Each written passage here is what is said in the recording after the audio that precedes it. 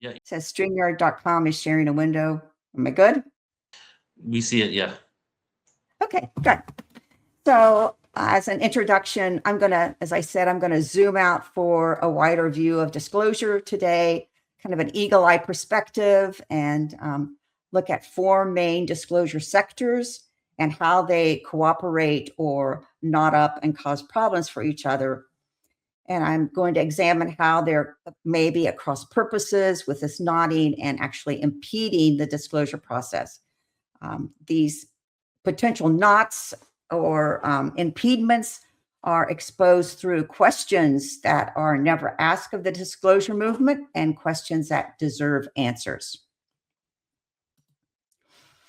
So imagine, if you will, there are 4 braids. So this image that I have up is actually something that's called a Bowen knot, B-O-W-E-N. So the Bowen knot is something that they use in Europe to describe a place of cultural significance. And I would submit that disclosure is really cosmically significant. So the Bowen knot is a perfect image to start to think about what disclosure means.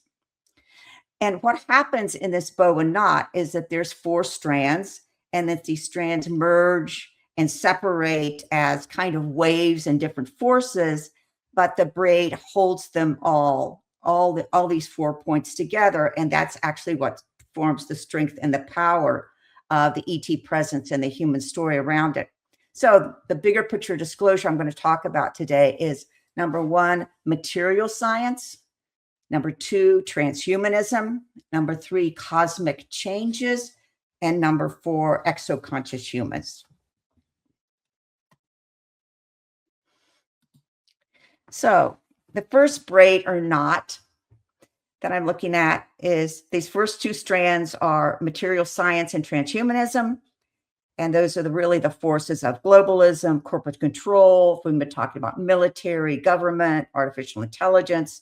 And then the next 2 strands are exoconsciousness and cosmic changes, which signify individual independence and kind of an internal subjective force that happens. Like I was sharing what happened to me. I got moved to Dayton, Ohio. That was a subjective experience for me. So cosmic changes as well as exoconsciousness are really talking about internal material science, and transhumanism are more talking about external. So these 4 forces are easily pulled apart, and a lot of confusion comes from this being pulled apart, but each also propels the whole. So if you can imagine these 4 forces as a moving and a pliable, alive, conscious substance, that they complete each other, they overlap, they cooperate, but each strand has its own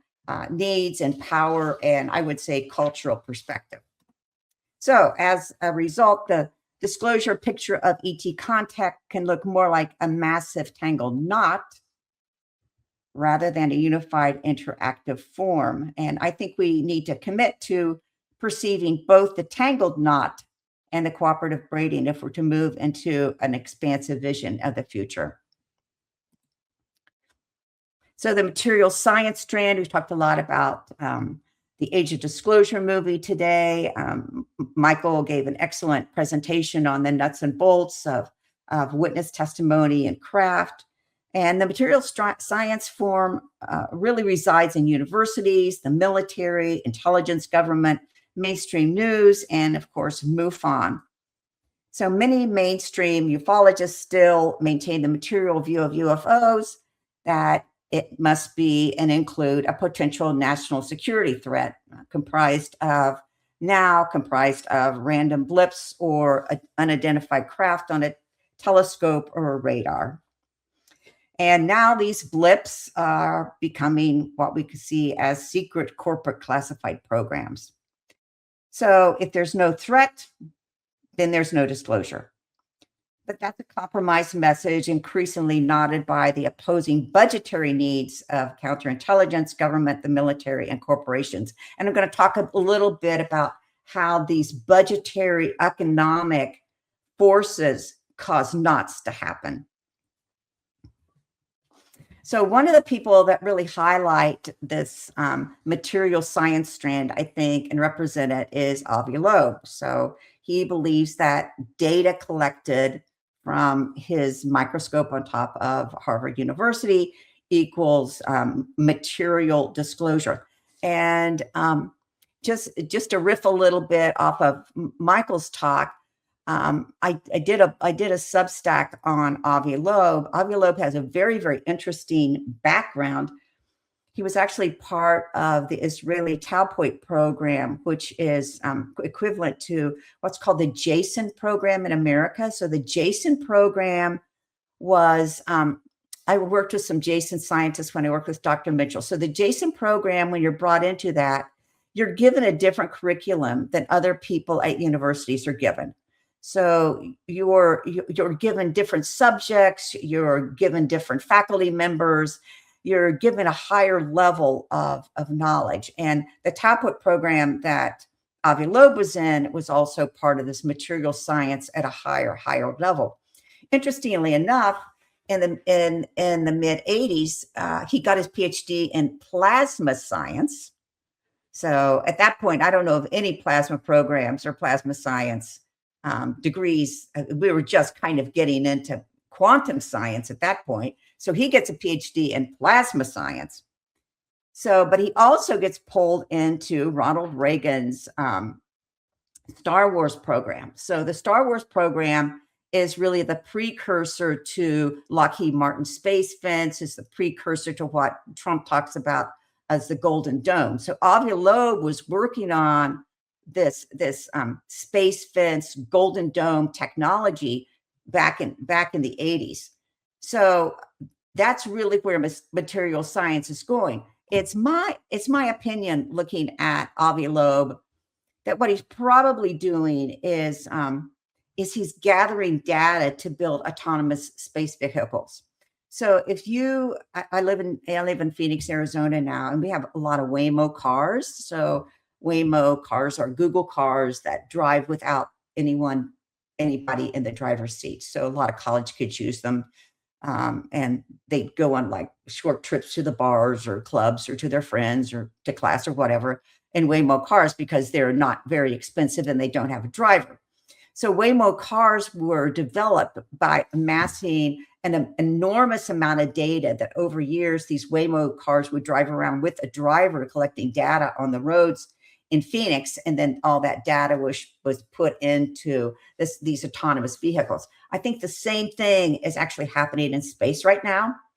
I think that what Avi Loeb and different people that run these radars and labs and telescopes, what they're doing is they're filling the data bank so that we can have a more effective autonomous space vehicles that are part of Trump's Golden Dome.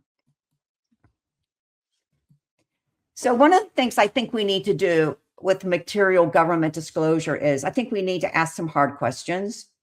We all say, oh, we want to release all the files. We want to know everything that's happened with ET source craft, with back engineered craft, but we don't really ask the question of, and then what? And then what's next?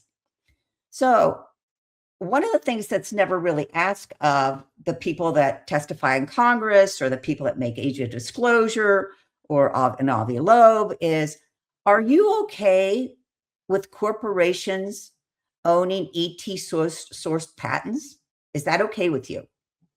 No one really fleshes out that question, because if the corporations own the patents, it doesn't matter how many military whistleblowers you bring forward, the corporations still own the patents. The military doesn't own them. The corporations own them.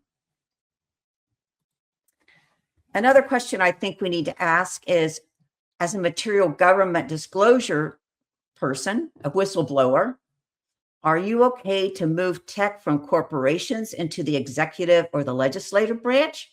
So I think Deb was just now talking about what would happen if Trump became the disclosure president. So is this okay with you to take a patent, to take an engineering away from a corporation and put it in and lodge it in an executive or legislative branch? No one ever really talks about that. because the president oversees the military. So if you move the ET tech into the military, well, then automatically the president, of course, the way our Constitution's written, would have oversight of that because it's part of the military. Is that okay with you?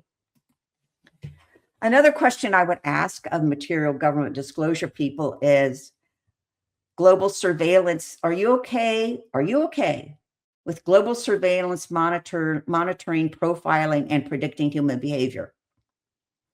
So one of the things that came out of Trump's press conference yesterday about Maduro, I think it was, I'm not sure if it was General Kane or who it was, but someone was saying, we knew when Maduro walked his dog, we knew what clothing he wore, we knew when he went to bed, we knew what his health was like, we knew who he talked to.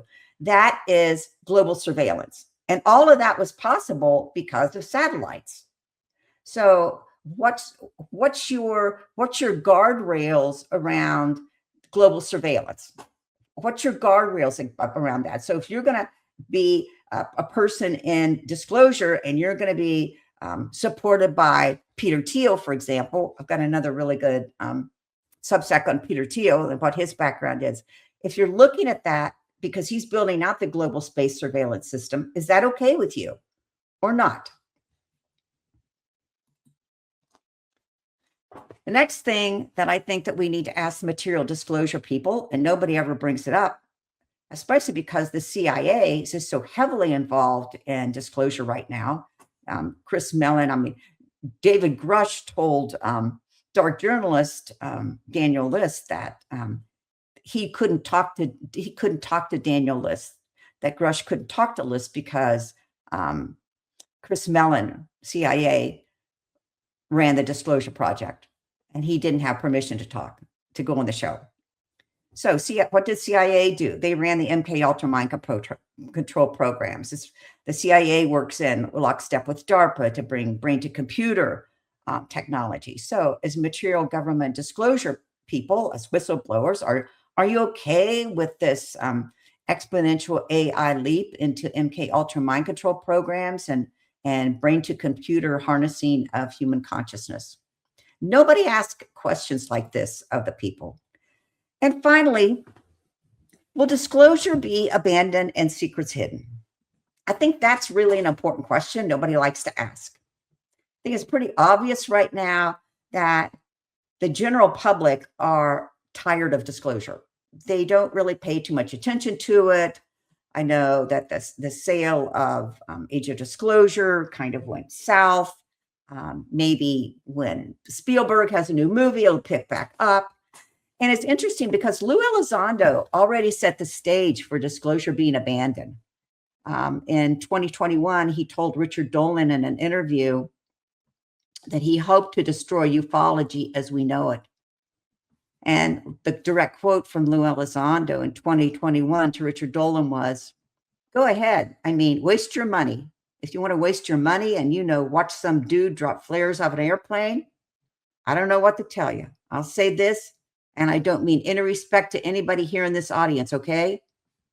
But this topic has been fraught with fringe and conspiracy theories for a long time. Gee, I wonder why. This is why I said one of my hopes is to destroy ufology as we know it. And what hopefully coalesces afterwards is a pure scientific humanitarian effort to seek the truth, right? And stop telling people a false narrative, but seek the real truth behind what is. I'm not sure what Elizondo's doublespeak means other than he's asking for a way out of ufology's collapse, to enter into some kind of purified scientific material disclosure state of UAP knowledge, and the purer the better.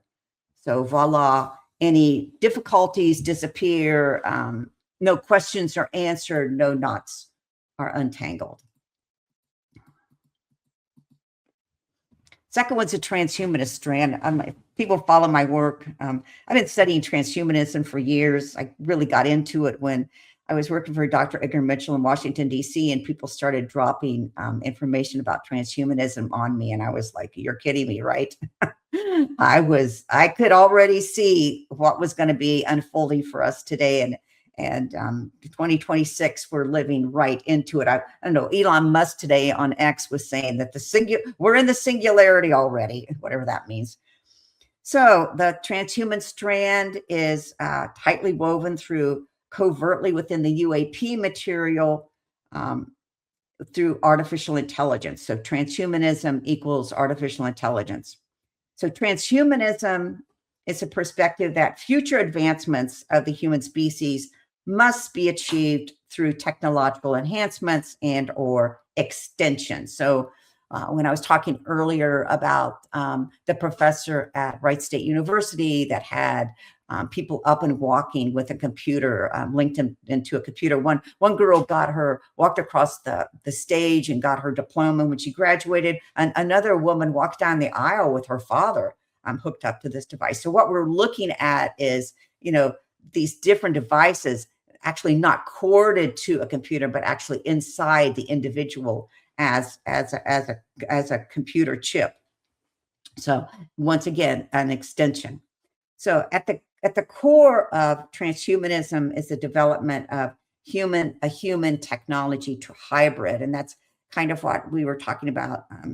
They were talking about with Michael Charette. When were these beings in the craft? Were they beings? Were they hybrids? Were they robotics? Were there some kind of chemical, biological, or biologic beings? What were they exactly? And that's part of transhumanism, to move to humans into this technological hybrid.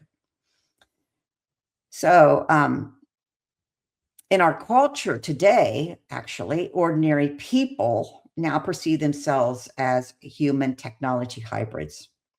And they live a very robust second life, metaverse life, a la virtual reality goggles, video games.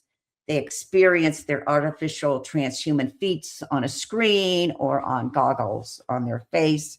While their physical body may not attain hero status, they live vicariously through their data-inspired virtual twin.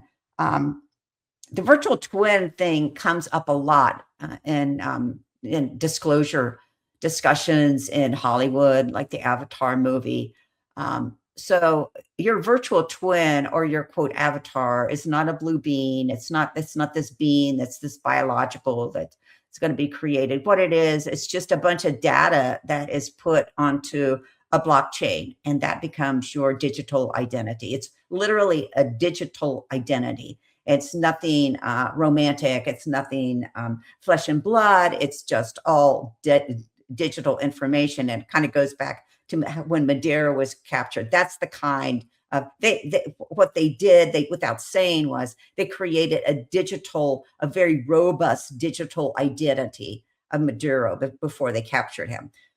So interestingly enough, the digital identity started at Purdue University, and one of the professors, Chakravarty, he spent 20 years now building what's called the Sentient World Simulation, SWS, Sentient World Simulation. And the whole project was put together to be able to, what now I think he's probably engineered a digital twin for every person on Earth today. So you probably have a nice, robust digital identity out on a blockchain somewhere that is you. And the interesting thing about that transhumanism in the digital identity is that when you get sick in the future, the diagnosis will not come from your physical body. The diagnosis will come from your virtual twin, from your digital twin on the blockchain, because that holds all your information, and that will be tapped in by your doctor. When you go to apply to a university or to an educational institution, you will not physically be applying to the institution. Your digital identity will be tapped, read, synthesized, probably by an AI program, and then that will determine whether you're accepted or not. So it's going to be an all-pervasive situation. So if you would have a psychological or emotional problem, then you would go, they would not sit across from you eye to eye and say, you know, what's going on? What do you need? But in fact, they would look at your digital emotional profile on that blockchain and diagnose you according to that. So it's very, very comprehensive. All of us have it, and we need not romanticize it through some movie like Avatar. So more questions for transhuman AI disclosure people. I would like to say probably the most effective AI disclosure person is Gary Nolan. I don't know if people were aware or not, but yesterday Gary Nolan came out and said that disclosure isn't working, and that now he thinks we need Plan B. So Plan B disclosure is that we don't need government anymore. So we don't need government. So no more government hearings, no more government education, no more talking to people in different levels of state and local and national government, but he's ready to move into Plan B disclosure that doesn't need a government. So just looking at who Gary Nolan is, he's, of course, a professor at Stanford, but he was also very heavily involved in working for the CIA with Havana syndrome. Havana syndrome is people that were in different embassies throughout the world, especially I think it started in Havana, Cuba, where it was first publicly identified. I'm sure it happened way before that. But in Havana, Cuba, they were struck by this electromagnetic waves that affected their brain and made a lot of people ill, mentally ill, physically, psychologically ill. One of the best people to read on this, the Havana syndrome, is a doctor named Michael Burr, B-E-R. He's got a Substack. He's very well informed on that. So Gary Nolan was brought in by the CIA and works for the CIA and the Havana syndrome and all these different, what happens, you know, he was examining people who were experiencers and were, you know, near craft, what happened to their brain. Gary was also very, very highly involved with the mRNA gene technology. So best friends with Dr. Fauci. So Gary's very, very much of a transhumanist. So there's 3 branches of transhumanists that we need to be aware of. There's the genetic engineering. So that's what I was just talking about with the vaccines, with the CIA, with the brain to computer implants, mRNA gene technologies. All of this is part of genetic engineering, synthetic biology that's happening.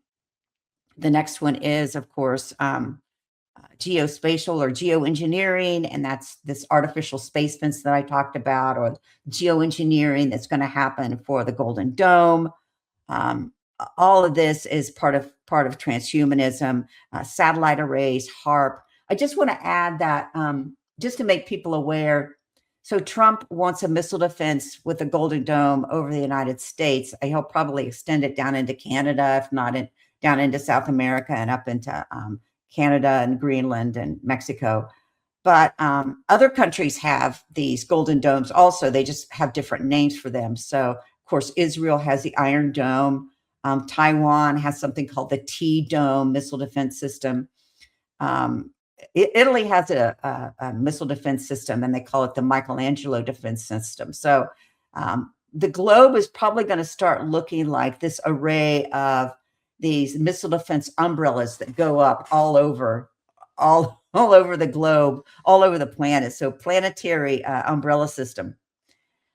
And then there's social engineering that's part of transhumanism, which is the memes that we use today to steer human behavior, mind control programs, MK Ultra is all part of it. Social credit control systems, the news, the media, all that's part of social engineering. So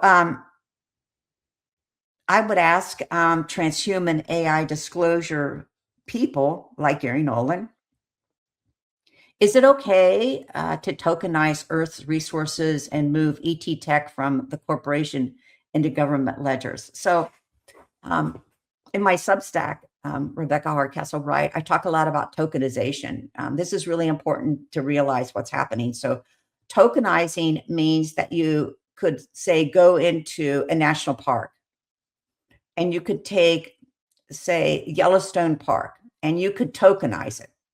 So you could take it and make it an entry on a blockchain ledger. So if you maybe watched A Christmas Carol, so the greedy man in A Christmas Carol, he ran like an accounting firm, an auditing firm, and he had a ledger where he would write, how much money Bob Cratchit made and how many hours he worked. Those are ledgers. Those are financial ledgers. Well, financial ledgers that in ink and, even typed or put out on a Excel spreadsheet, those are all going to become digitalized. And that's what's called a token. So what happens when you take Yellowstone Park and digitalize it is that you fractionalize it. So now you can sell off pieces of natural resources to multiple people. So I can give Alan a tiny little piece of Yellowstone, and I can give Neil a tiny little piece of Yellowstone, and that will be a token on their personal ledger. So first it could go into something big like BlackRock, or it could go into a government ledger. It's probably going to go into a government ledger if it's resources. So transhumans never really talk about what that means. What's that going to mean? What's that going to mean for humans on Earth when everything becomes tokenized and every resource becomes tokenized? I just want to say that this has been going on again for a long time. In the 1970s, there was a group in California that developed something called the Philo Code, PHYLO code. And the Philo Code actually was a bunch of engineers who got together and decided that they were going to put a blockchain barcode on every piece of nature. So every piece of nature already has a barcode on it. You and I probably have a barcode on us. So the Philo Code in the 70s set this out. So it's been going on for 50 years now. And that's part of the tokenizing of the Earth's resources, something that AI disclosure people never really talk about, and yet they're heavily, heavily involved in it. Do transhuman AI disclosure people support ET tech from corporations to the executive treasury or the Fed? Once again, that's what the tokenization is going to be. Who's going to run the tokens? Who's going to run the token blockchain? Is it going to be the executive branch, the Treasury, or is it going to be the Fed, or is it going to be Congress? Who's going to run this? Nobody talks about it, and nobody asks the question. But yet, if you're going to disclose not only Earth's resources, the tokenization is going to also move into space. So they're going to be tokenizing large portions of the moon, large portions of Mars, wherever they've been moving out into space, an asteroid. All this will be tokenized and moved into a digital economy. And yet, disclosure needs to talk about this. Does a transhuman AI disclosure person support the establishment of smart tech-controlled cities? Smart tech-controlled cities are already in existence in the world. So smart cities are based on the belief that it's called the Dark Enlightenment. A man named Ian Davis goes into it. Smart tech-controlled cities, as part of the Dark Enlightenment, is the whole idea that humans no longer run government. So all of this Democrat versus Republican, all of this racial divisiveness, all of this political divisiveness that's happening today, is one of the forces behind that is the establishment of smart tech controlled cities. So people get so tired of government not working. So Government doesn't work with the Epstein files. Government doesn't work with all the fraud that they're turning up. Government doesn't work for disclosure. Let's get rid of government and let's just have Doge AI come in and run everything. That's how smart cities are going to operate. Our transhuman AI disclosure people, is it Gary Nolan? Is he in favor of that or not in favor of that? I don't know. Nobody ever talks about it. Who's going to control the technology? If you're interested in AI, one of the best people to read is a man named Gary Marcus, Marcus. He invented the software for Uber. And one of the things he goes into deeply, he's got a Substack, is what's going on with who controls the technology, who makes the guardrails. And this is something that our transhuman AI disclosure people talking about or wondering about, or are they just kind of going to let it unfold? So who's going to control the technology also goes into who's going to control the ET technology. And will disclosure be abandoned for AI elite control, which goes again into the whole dark enlightenment. So dark enlightenment is what's called an occult inversion. So enlightenment's light, but then you call it dark. So it's obviously has some occult underpinnings to it. So the next thread or the next strand in the bow and knot that I think is significant. So we've had material science, we've had transhumanism, and I think the third strand that's of primary importance is planetary cosmic changes. So I believe that cosmic changes accelerate conscious advancement. It's as though the cosmic changes cooperate with human transformation. These climate changes include coronal mass ejections, we call them CMEs, solar winds, solar storms, planetary movements, all of this happening with the sun and the need to, like, the sun's our enemy. We need to block the sun out. It's coming from a lot of the globalists at this point. But the sun, I mean, that's an experiment in naivete. The sun's way too powerful for them to ever block it out. So I believe that all of these images that we're getting from the sun, all of these coronal mass ejections, auroras, solar winds we talk about, I think they really awaken our body and our being, and our consciousness gets magnified by this. And we do begin to see multidimensionals, extraterrestrials, and angelic beings. So we're basically internally, again, subjectively, internally awakening to a host of outer forces that are internally working on us. Why is this knowledge coming out now? Well, if you look at it historically, before the 1980s, humans really had very limited access even to astrology. So, the original astrology charts probably came from the Dendera zodiac on the ceiling of the Temple of Horus in Egypt.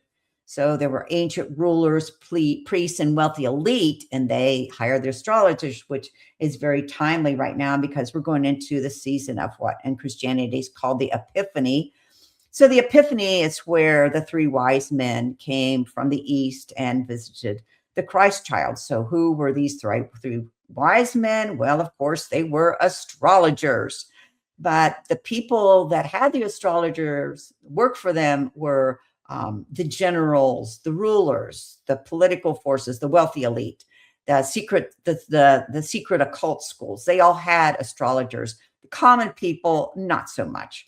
But in the 1980s, astrology became available to everyone due to the internet, probably more the late 1980s. And with advanced software, anybody can create a chart online. They can read their own astrological influences. And I think that this is one of the main thrusts into cosmic consciousness for people, because they look at the stars and they look at the constellations in a totally different way because of that. So if you combine astrology with scientifically sophisticated telescopes and radars, humans are looking out into space all the time now, and that's affecting who they are. Just a really short story. So when I worked with Dr. Edgar Mitchell and lived in Washington, D.C. as his representative, I went to visit the Hubble Space Telescope one day, and the head mathematician took us around. Mario Livio took us around and showed us different places in the Hubble Space Telescope. And we came down this big room, and it was filled with those metal library shelving that you see in offices, old office furniture that was metal. And I looked down one of the aisles of these metallic metal library features, and down at the end of one of the rows was a man sitting at what looked like to me like a IKEA table. Quite frankly, it looked like an IKEA desk, and he had a small computer in front of him with a screen. And I looked at Mario Livio, and I just said, intuitively, I said, "What's that guy doing? What's he doing down there?" And Mario Livio looked at me and he said, "Oh, he's colorizing space." Colorizing space.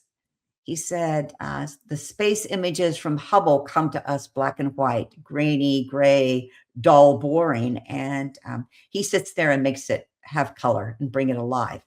So I think the colorizing of the space that we're seeing via computers is something that's also affecting our cosmic consciousness. I think another important person in cosmic consciousness and in planetary changes is Susan Manwich. She has a Substack called IET Evolve, Everyday Earthing and Energy Wisdom. And her whole idea is something called electromagnetic neurogenetics that describes the earth changes and the electromagnetic shifts that we're going through. You can subscribe to her IET Evolve if you're kind of into this sort of thing.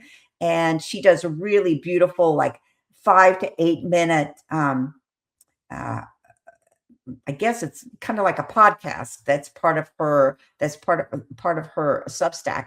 And she talks about for the day, what's happening on Earth, what's happening with the sun, what's happening in the cosmos, and how does that, directly affect your energy? Does it calm you? Is it bringing you chaos? What exactly is happening with that? But I think we also need to know that on Earth, these cosmic changes also need to be equated with geoengineering, all these what's happening to the Earth. For example, CERN's particle reactor in Switzerland. It affects not only the Earth's magnetic pole, but it also above the Earth affects the magnetosphere, and it may be affecting the sun. We really don't know.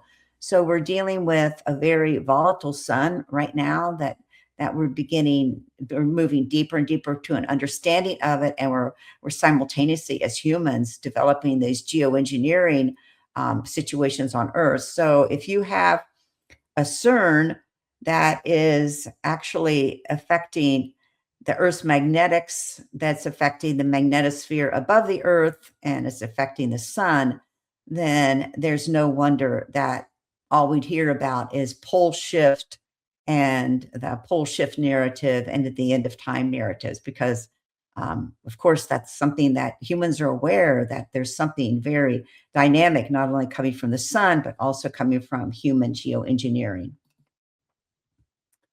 So then we come to Exoconscious Humans, untying the knots, the 5 Ps. So I'm going to have to talk about 5 Ps today. And it's the best way to think about what exoconscious humans are doing. So exoconsciousness we define as the innate human ability. So we believe that every human possesses the innate human ability to, so not special people, not channelers, not people that have been downloaded, not people that come from, mystery school families or have been Rosicrucian for 5 generations or belong to theosophical schools or anthroposophical schools.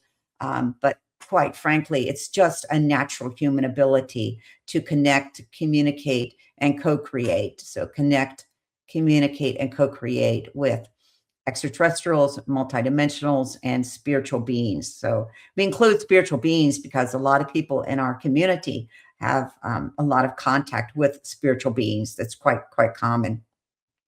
So we believe that we as exoconscious humans combine to create a soothing force that unbinds a lot of the material knots that we've been talking about, that can begin to look at very clearly with clear eyes and with discernment a lot of the questions that we've been asking about material science, about transhumanism.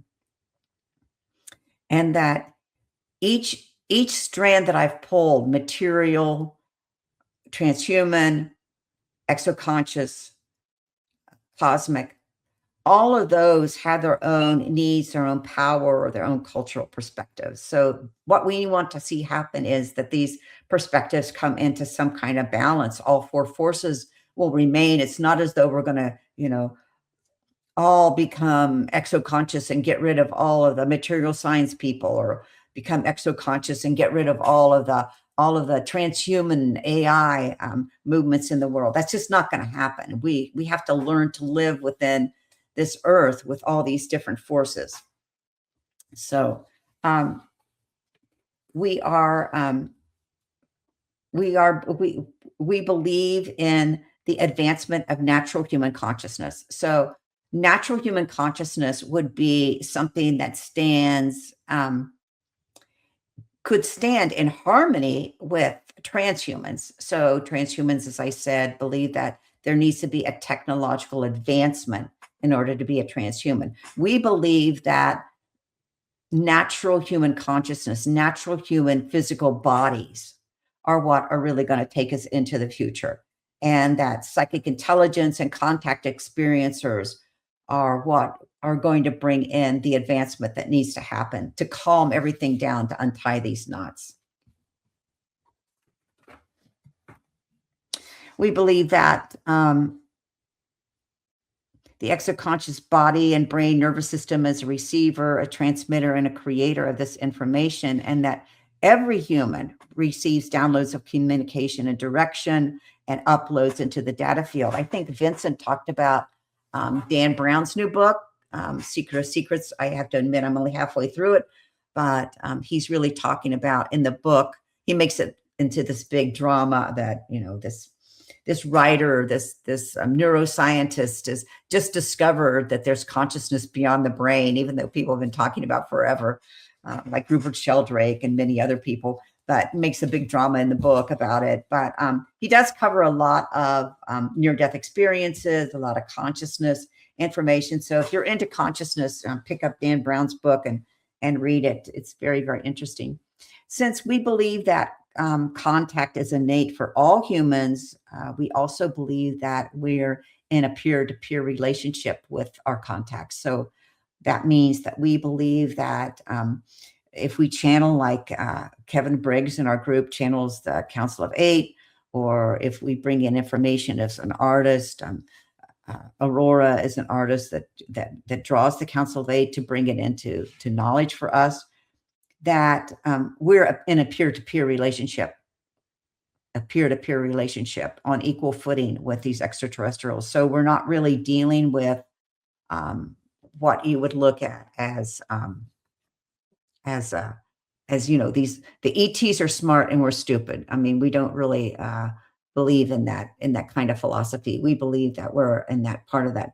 We share that field of consciousness with them, and as that we're in a peer-to-peer level. So the first P, so I'm going to talk about 5 Ps.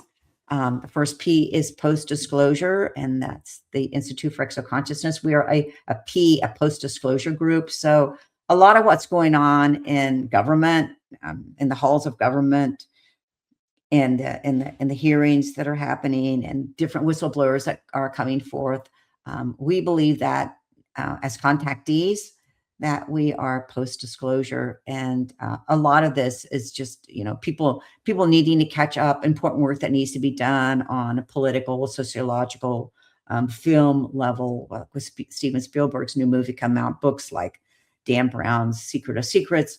But as contactees, we're post-disclosure. That's the first P. The second P, and can you let me know if this is plain? Disclosure organization to support co-creation between natural human and off-planet intelligences.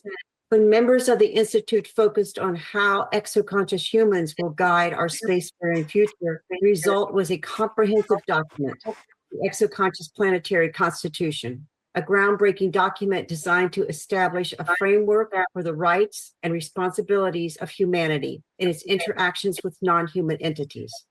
As humanity stands on the threshold of significant advancements in space exploration and interspecies communication, we invite you to listen closely to the Constitution and share it with your friends and colleagues.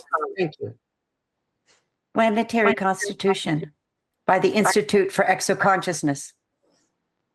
We, the people of planet Earth, in order to form a more perfect interplanetary global union, establish justice, ensure domestic tranquility, provide for the common defense, promote the general welfare, and secure the blessings of liberty to ourselves and our posterity as a human race. Do ordain and establish this Constitution for the United States and planet Earth.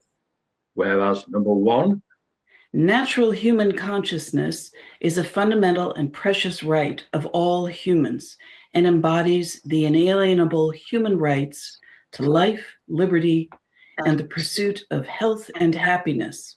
2, all humans have the inalienable right to protect their consciousness from spiritual, energetic, physical, or environmental influence or interference from humans and non-human entities. 3, non-human entities, both natural and artificial, have historically and currently interact with governments and individuals of the human race on planet Earth. 4, humans have the ability and intention to explore outer space, including other planets, moons, dimensions, and celestial bodies. 5. Space exploration increases the likelihood of increased interactions with unknown types of species of non-human entities. 6, encounters with non-human entities raise important issues for the future of the human race, including intergalactic communication, independence, negotiation, governance, diplomacy, technology, trade, ownership, protection, interference, and consciousness. 7, many humans known as contactees and experiencers are experiencing direct contact and communication with non-human entities. the term exoconsciousness has been created to describe this unique form of communication. It includes, but is not limited to, co-creation with non-human intelligences, telepathic knowledge, spaceship piloting, predictions of global warfare and environmental issues, medical healing, DNA alterations, and interdimensional and intergalactic exploration. Number 8, the United States government and other governments have engaged in a long-term campaign to hide black budget programs, exclude the general population from its knowledge of non-human interactions, and discredit claims made by contactees and experiencers, all in an effort to maintain maximum security about non-human interactions with humans. Now, therefore, we declare 1, contactees and experiencers must be included in human interactions with non-human entities on behalf of governments of planet Earth. 2, contactees and experiencers can communicate with and thereby gain a better understanding of non-human interactions, capabilities, and plans than traditional government space programs or existing human technologies. 3, the inclusion of contactees and experiencers in government discussions and interactions with non-human entities will reduce the likelihood of planetary conflict, war, and destruction, and increase the likelihood of accurate communication, mutually agreeable goals, peaceful cooperation, and interspecies respect.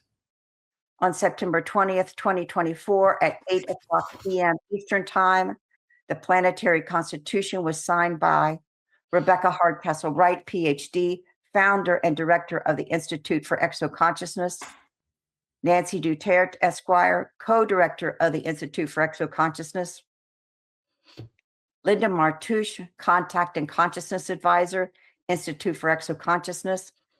Susan Manwich, MS, PhD candidate, New Energy Advisor, Institute for Exoconsciousness.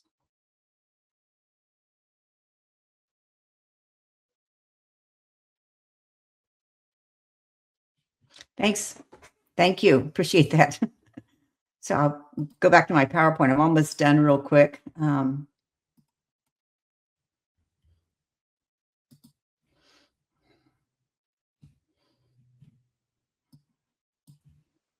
Yeah, just go ahead and screen share once again. Okay.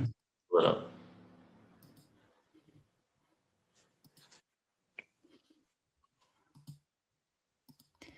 Okay. There we go. Got it. Okay, got it. Current slide. Okay, basically, just to go back to the Planetary Constitution. So what we're saying there is that as we move into space, and as I've been talking about the Golden Dome and these different space structures, autonomous space vehicles, moving into different planets for exploration, these dark programs, if they don't involve extraterrestrial experiencers, they're going to miss out on an opportunity, because we have been communicating with these beings, these intergalactic extraterrestrial beings, as well as multidimensional beings, and experiencers could be a pathway for peace and mutual understanding, as opposed to war and attack and missile defense. So the third P is a plasma course. We're going to be offering a plasma study course. I think plasma science, going back to Avi Loeb. So Avi Loeb got a PhD in plasma science. Obviously, we've been through, I don't know, what, about 20 or 30 years now of quantum science. I think what we're going to be moving into next is really an understanding on the citizens level of plasma science. And we want to make that possible. Plasma is involved in orbs, light beams, crop circles, space weapons, energy, different energy systems, and DNA. It's interesting that and people are following these data centers that are being built that are supporting the artificial intelligence structure of transhumanism. So they're an extraction technology, actually. So these data centers that are being built to house all the digital information that they're compiling are extracting a lot of water as well as a lot of energy. So here in Arizona, where we don't have a very robust water table, to say the least, for example, they've been building data centers in Arizona. We're one of the primary places for data centers. And ironically, just go back to our early comments about Dayton, Ohio. Ohio and Columbus, Ohio is the second place that these data centers are being built, primary centers. So Arizona, Ohio. What's happening in Arizona is that as they come online, these fissures and big cracks are appearing in the land of Arizona, because the water table, the little bit of a water table that we have, is being severely depleted. So I don't know if people are aware of it, but Trump came out about a week or two ago talking about TMTG, something called TAE, which is means tri-alpha energy. So tri-alpha energy is actually plasma energy, plasma fusion energy. And people are aware probably also that a world-renowned plasma scientist was killed about the same time that Trump came out talked about that. He was shot. He was shot. I think the same time as a big university shooting happened.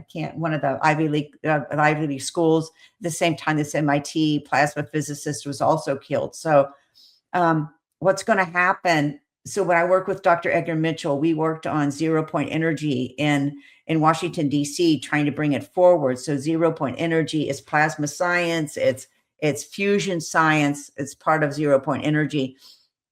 But there was, of course, pushback and no real welcoming of that in Washington, D.C.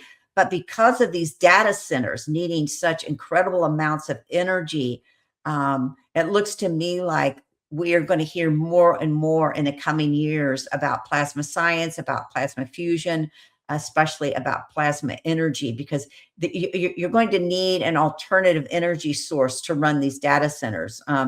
Solar energy, coal, nuclear, you can run them on nuclear, of course, but I think that that's probably going to become the doorway, I feel, for zero point energy, plasma fusion, and all of that. So also inside our body is plasma. So our DNA is plasma. So we're plasma beings. We're actually plasma light beings. And we're going to be studying that. If you want to join us in that study, just join our Substack.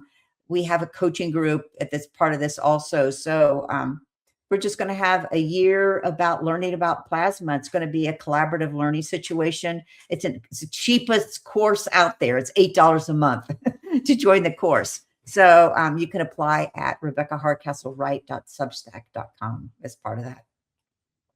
Anyway, I think plasma science is going to be one of the more exciting things that we learn about as humans in the coming years. So the fourth P is prevention of weapons in space. We work with Carol Rosin and the people in China and Russia and the UN that she put together for the Treaty for the Prevention of Weapons in Space.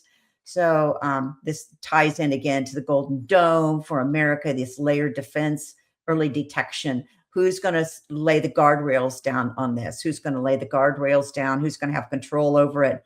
Who's going to monitor it? Like, we all belong on this globe. We all belong on this Earth, this planet Earth, and preventions of weapons in space, I think, is something that we need to move toward as an experiencer group.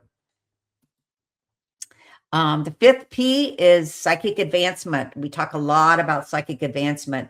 I just noticed some people, we have a group that meets monthly, and we also have a group that meets weekly. And also every Friday, I publish something called Moving Forward Friday, updates for insights for a post-disclosure future. So there's a lot of consciousness, psychic advancement that I put into these weekly Moving Forward Fridays, as well as all of the Substacks that we publish. Just quoting from our most recent Substack, the turbulence we are experiencing globally today is like a churning sea of consciousness. Sediment from the bottom is being carried to the surface as waves plunge below. Quote came from Nancy Duterte, the co-director of the Institute for Exoconsciousness. So how do exoconscious humans navigate into the 2026 new year churn? If you are psychically sensitive, you sense the churn, the now visible sediment from the bottom. The churn awakens and sharpens your navigation abilities. The churn pulls you further below and tosses you farther above than you've ever been, down into the core of the earth and above into cosmic consciousness. Churn reorients you and provides opportunities to leverage your advanced human abilities. I'm going to read that again. Churn reorients you and provides you opportunities to leverage your advanced human abilities. In 2026, we set our intention and take strong strokes into the churn. We take strong strokes into the churn, birthing abilities, co-creations. Our shift to exoconsciousness is a global co-creation phenomenon, bringing inventions and innovations to the fields of science, education, art, space, and spirituality. It sounds big. It is. You can join our future with our website that has all of the people that are part of our exoconscious community. I just want to say that I'm giving this presentation, but this is a community involvement, and you'll find the community at exoconscioushumans.com. We have weekly coaching. We also have a monthly coaching through our Substack. And we also have an Exoconscious Humans YouTube where you can meet a lot of the people who are part of our community. So this is my information to contact Rebecca Hardcastle Wright at gmail.com, or Hardcastle Wright. My website is exoconsciousness.com, and our community website is exoconscioushumans.com. Thank you.